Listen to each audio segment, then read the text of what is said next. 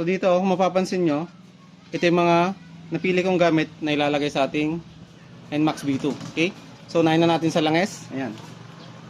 So para sa ating lubricant, ayan, meron tayong Extreme One na Ultra Scooter. Ayan, so isa tong product na to na gusto kong ipakilala sa inyo. Ayan, kasi one of top of the line na langis natin to. Ayan, API Essentia.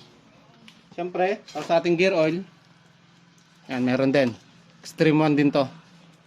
Tapos, panglinis natin, ayan, CVT na jet spray.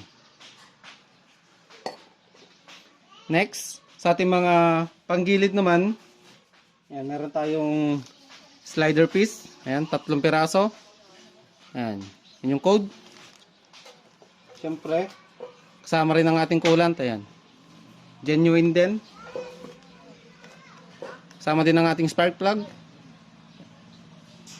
Okay, ayan, yun yung pinaka code nya. Tapos, meron tayong air filter. Ayan, yan yung code. Siyempre, para sa ating fly ball, bola. Ayan, yan yung code nya. Tapos, sa ating belt. Ayan. Okay, so lahat ng yan sa mismong store natin binili.